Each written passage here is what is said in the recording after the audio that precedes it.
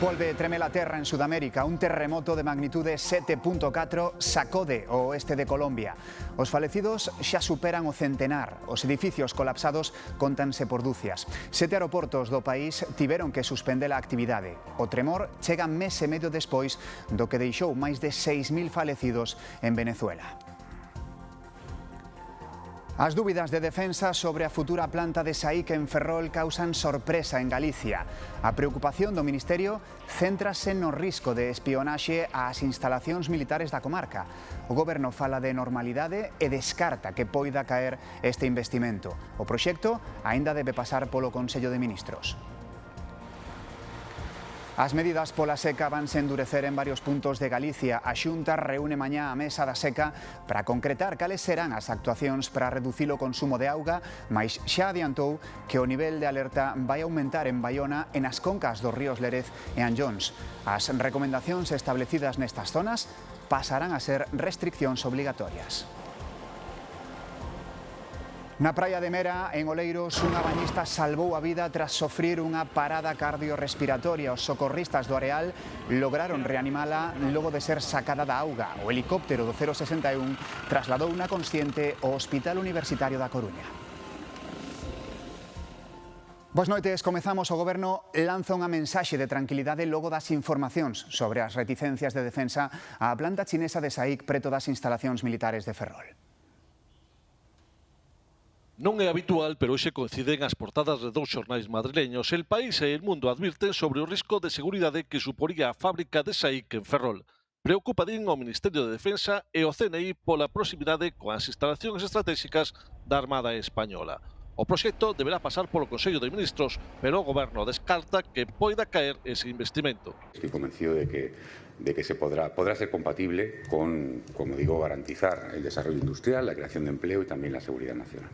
A Xunta de Galicia acolleu con sorpresa a información publicada polos xornais madrileños. Choca que sexa un departamento do Executivo, o Ministerio de Defensa e un organismo dependente deste último, o CNI, os que envían a mensaxe de alerta. Entre outras cousas, porque o proxecto de SAIC contou dende o primeiro momento coa implicación do Goberno de Sánchez nas negociacións coa empresa chinesa. Es difícil de entender, ¿eh?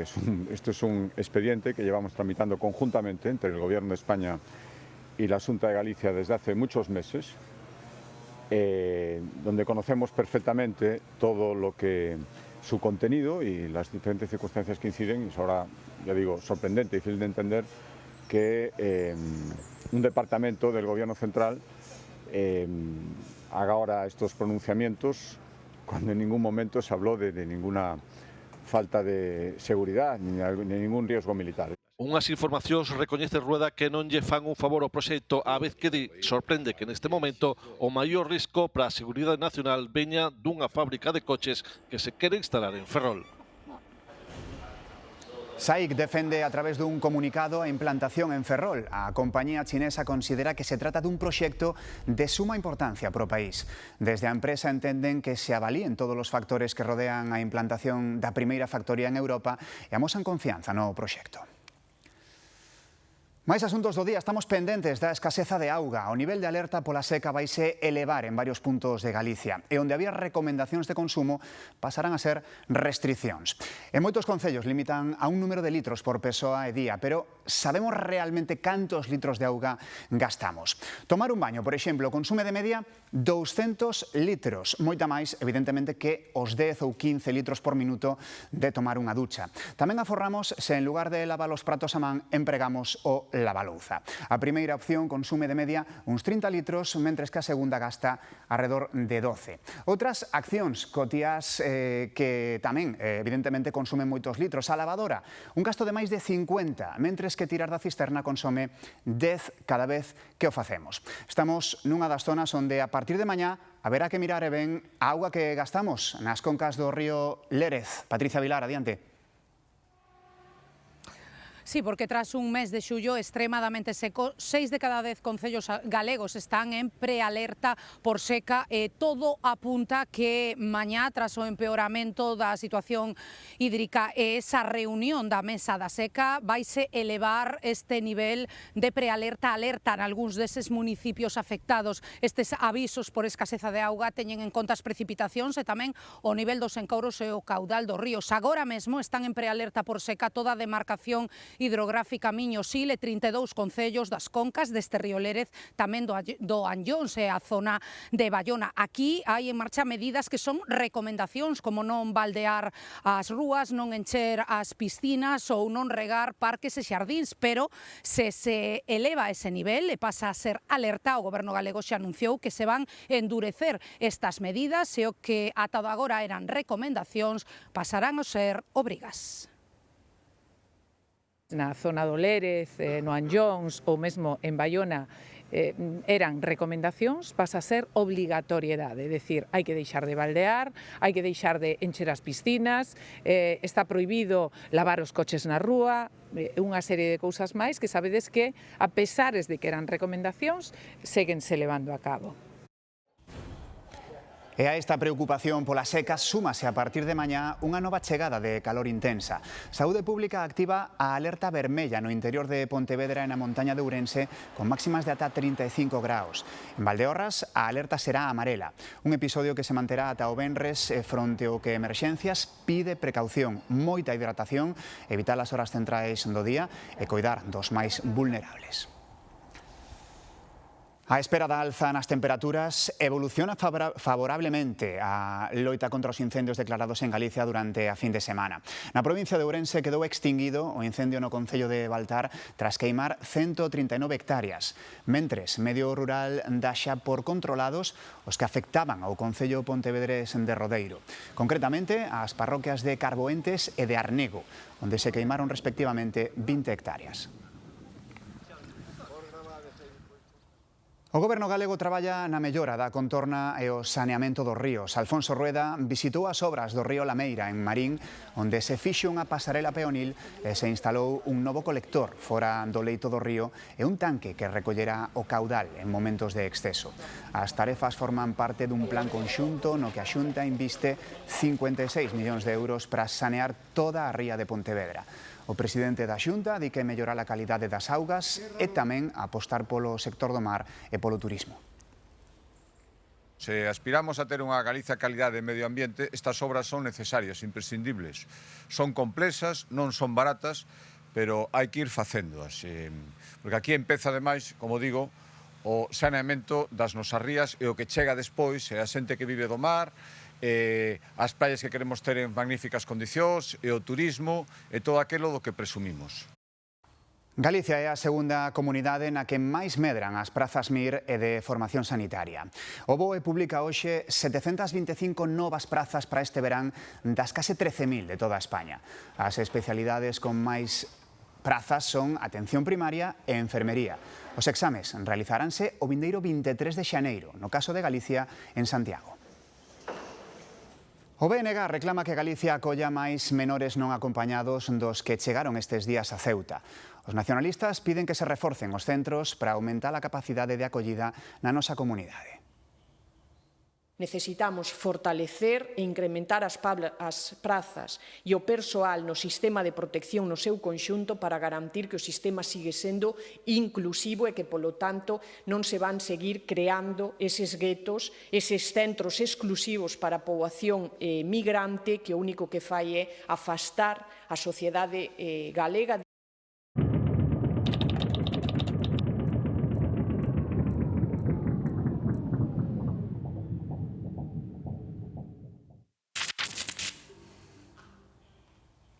Dous días, achégase a gran cita deste mércores e obviamente estamos moi pendentes do ceo, da previsión para poder gozar de eclipse con boa visibilidade. Meteo Galicia ten na súa web o dato concello por concello, pero xa nos adiantan que estamos de sorte agás nalgún punto de Bergantiños ou na Mariña.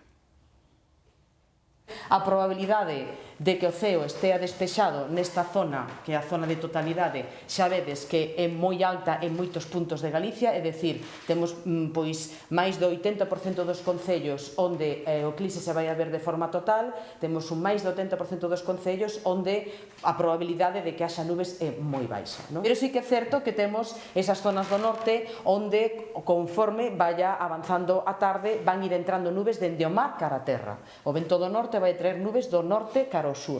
E, polo tanto, pois xa esas horas, ás 8 da tarde, temos probabilidades, sobre todo pois aquí nesta zona de Bergantiños ou tamén en puntos da Mariña de Lugo, que xa se empece a tapar o sol polas nubes.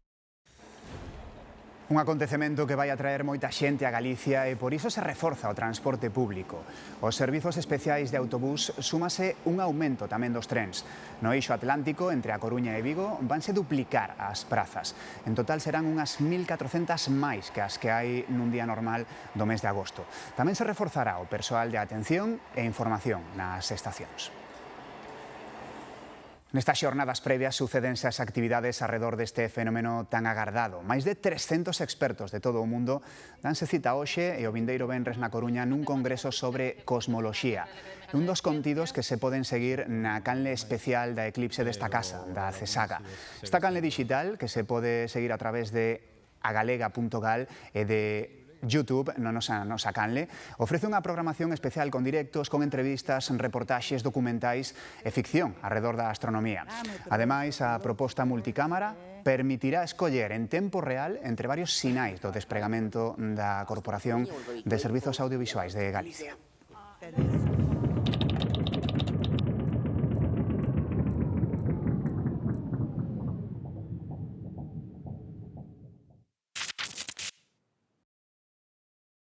Desde este verán podemos coñecer e descubrir Galicia desde un punto de vista distinto, percorrendo a súa costa.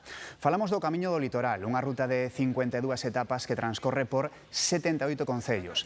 Alfonso Rueda e Alberto Núñez Feijóo percorreron este mediodía o treito que atravesa Cabanas. Para o Goberno galego, esta iniciativa servirá para fomentar un turismo sostible. Está a ser este 2026 un ano de moita calor e de moita venda de abanos. Esas olas de calor motivaron a súa demanda e moitas tendas tiveron que incorporar os seus estantes. Un obxeto case imprescindible en calquera bolso de man.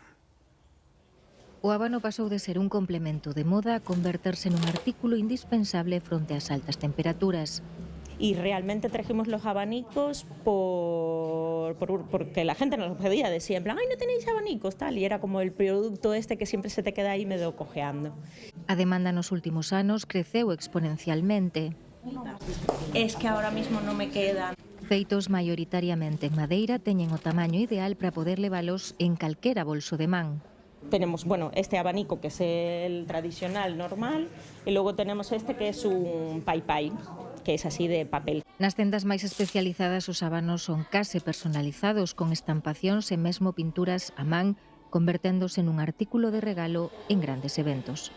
Pero ya últimamente las chicas, chicos, y son abanicos, últimamente se venden mucho para regalo. El abanico que más recomiendo es el de 21, que son estos.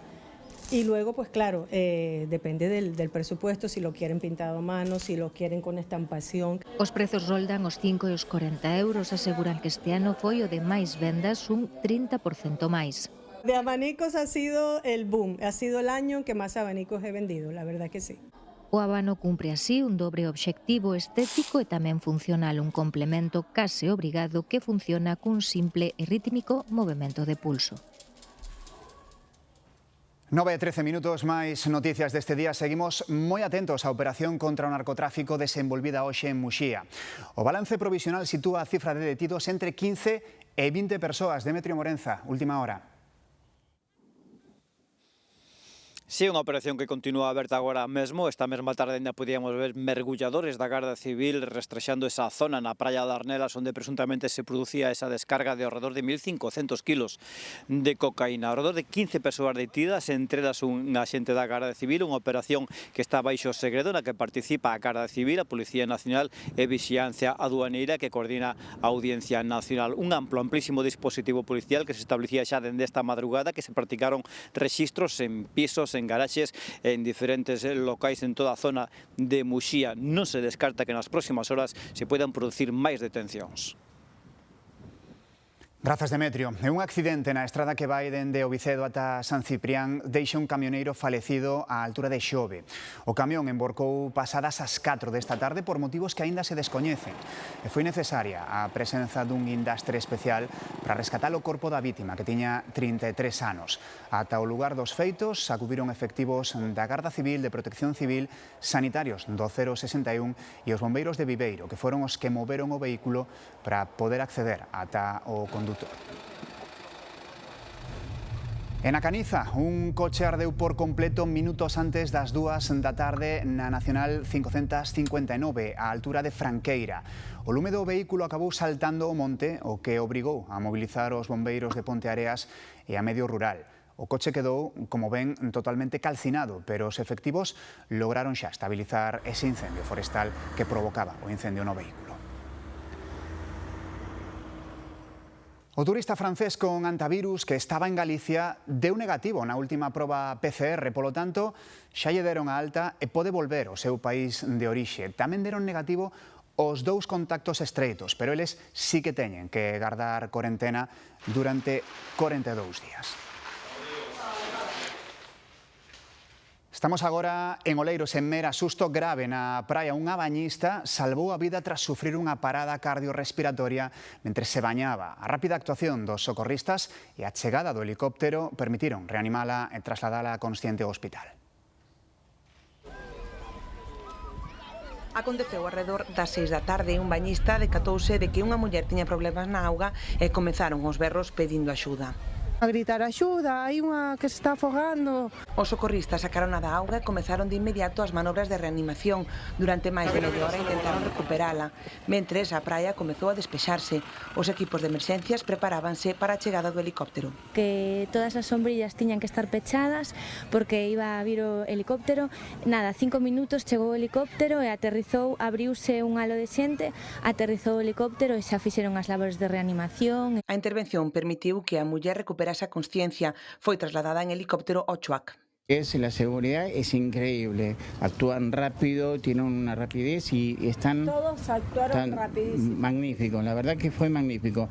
E o de hoxe xa o terceiro rescate grave en Mera nos últimos 7 días. Antes, un home e un neno necesitaron tamén asistencia nesta praia.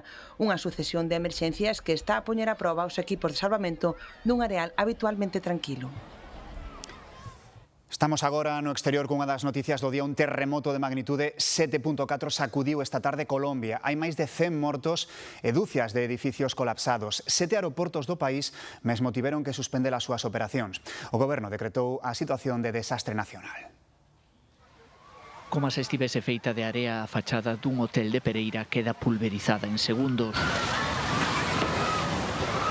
O alcalde da localidade confirmou a morte de 18 dos seus veciños, pero hai un 100 máis ao longo do chamado eixo cafeteiro de Colombia. Primeiro reconto dun balance aínda por escribir. Tenemos más de 12 edificios que están parcial o totalmente destruidos. Quédense afuera como están, porque no sabemos si viene una réplica. Tenemos por lo menos 20 estructuras colapsadas en Cali, con personas atrapadas. Cali che hai 3 días de autoridades internacionais pola investidura do novo presidente e outra das urbes máis golpeadas. O seu aeroporto é un dos 7 de todo o país que sufriu danos e tivo que suspende a actividade. Abelardo de la Espriella afronta a súa primeira proba de lume. No están solos. Colombia tiene un presidente que le duele a su gente y que hará todo lo que esté a su alcance para ayudarles en los momentos más difíciles. O sismo sorprendeu os colombianos pouco despois das 7:30 da mañá. Tivo unha intensidade de 7,4 e epicentro en San José del Palmar, no departamento de Chocó, a 88 kilómetros de profundidade. Es el sismo más fuerte que se ha sentido en la última década en el país. O terremoto sentiuse tamén no Ecuador, en Panamá e nunha Venezuela que aínda non se recuperou do dobre sismo de xuño. En España, detida a filla do matrimonio que acharon morto por arma branca en Zaragoza. En relación con este homicidio, a Garda Civil detivo tamén, xunto ca filla das vítimas, a súa parella sentimental. Os corpos do exsecretario de Unión de Gandeiros de Aragón, Javier Sánchez, e o da súa muller, Esther Latorre, foran atopados en vida no seu domicilio a noite do sábado, con evidentes sinais de violencia. En Ceuta a situación está lonxe da normalidade e o Ministerio de Política Territorial vai reforzar os medios na cidade autónoma para atender os menores que accederon dende Marrocos. Defensa canceloulles todos os permisos aos militares que están destinados alí en Ceuta. Non poderán gozar deses permisos dende o xoves e terán que regresar aos seus postos de traballo. Existe temor a unha nova entrada masiva pola fronteira. O ministro Ángel Víctor Torres volveu elevar hoxe a cifra de inmigrantes que entraron a España de xeito irregular dende Marrocos entre os días 30 e 31 de xullo. Esa es la primera de las medidas, el reagrupamiento familiar con respecto a los menores que están en Ceuta, parando perfectamente la situación, pero ante eso lo que tenemos que hacer es trabajar con lealtad, trabajar como lo estamos haciendo, con el conocimiento que tenemos de las circunstancias y de las actuaciones y aspirar a que la normalidad se pueda alcanzar cuanto antes en las calles de Ceuta. Dende o goberno italiano e tamén dende o de Dinamarca, este de corte socialdemócrata volveron cargar hoxe contra a inmigración descontrolada, din. Responsabilízana do incremento dos delitos e a violencia sexual. Os gobernos dos dous países defenden aumentar o número de deportacións e que a Unión Europea adopte unha política de inmigración máis estrita. No noso territorio, a semana empeza con preto de 50 incendios activos na Península Ibérica en España. O máis grave agora mesmo é o de Niebla, en Huelva, que supera as 20.000 hectáreas queimadas e está descontrolado. Esta tarde houbo que facer novos desaloxos. A Garda Civil desaloxa casa por casa as localidades máis cercanas ao lume. Disculpe, pero se tiene... Sí. Son 3 na provincia de Huelva e unha xa na de Sevilla. En total, unhas 700 persoas. Abandonar el pueblo cuesta, con un incendio, la verdad. O incendio leva arrasadas máis de 20.000 hectáreas e está descontrolado polos constantes cambios de vento. Es un incendio fuera de capacidad de extinción, no por medios, sino por la reacción del propio incendio. Outro dos grandes incendios activos, o de Segovia, evoluciona mellor, pero aínda non está estabilizado. Nas últimas horas, houbo que desaloxar as localidades de Los Ángeles, de San Rafael e Vegas de Matute. Vino un cambio de aire y empezó y ya se puso que llegaron y tuvimos que venir aquí y aquí hemos pasado la noche. La situación ahora es favorable, pero los vientos no lo son. O que xa se deu por estabilizado é o incendio de Tiric, en Castellón, que leva 3 días activo e queimou preto de 800 hectáreas. Todos os evacuados regresaron xa ás súas casas e a UME empezou tamén a retirada. Son os lumes máis graves dos preto de medio cento que están activos en España, todos, menos o de Niebla, baixo control. Volve o Salón do Cómica a Coruña. Arrancou unha nova edición, a número 29 xa, de Viñetas desde o Atlántico. E chega cunha proposta de banda deseñada que invita á reflexión para cambiar o mundo. Maneiras de estar no mundo. Distintas maneiras de estar no mundo. O cómic é un medio de divertimento, pero tamén de reflexión. Esta edición número 29 fixo os números crecer. Hai máis de 20 exposicións e 70 autores. Están saindo dos seus estudios e deixando de traballar para vir a compartir aquí as súas horas con nós. Soy Lisa Lugrin de Francia e soy dibujante. Miguel Robledo, autor convidado e autor do cartel deste ano do Viñetas. O cartel trata sobre o eclipse e a memoria social. Porque a mensaxe principal deste Viñetas é que reflexionemos sobre a sociedade na que vivimos e que esta reflexión nos leve a cambiar o mundo e transformalo. Atopamos algunha historia real que acabou convertida en cómic a partir de cartas aquí expostas. Las cartas son las que manda Gabriel León, que participa en la batalla del Ebro con 18 años, forma parte de lo que se llamó la Quinta del Biberón. Se mueve un poco entre el espíritu de un niño, de un crío, pero claro, está ante el horror que es la batalla, ¿no? E continuamos con este primeiro paseo. Esta exposición é do meu primeiro traballo en Europa, de banda deseñada. É unha homenaxe ao meu barrio, está ambientada nos anos 70. Bañou, hai xente en Francia, en Bélxica e en Suiza que se coñecen un pouco que é un barrio coruñés. Vamos deixarnos eclipsar polo Viñetas. Falan de viñetas como divertimento, reflexión e arte que unifica.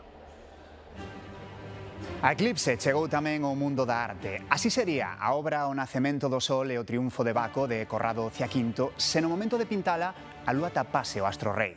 O Museo do Prado recreou como serían moitas das súas obras con eclipse. Aquí temos a Pradeira de Santo Isidro de Francisco de Goya. Con ese xogo de eclipsar os cadros máis famosos dos seus fondos dos do Prado, marchamos. Que pasen unha feliz noite.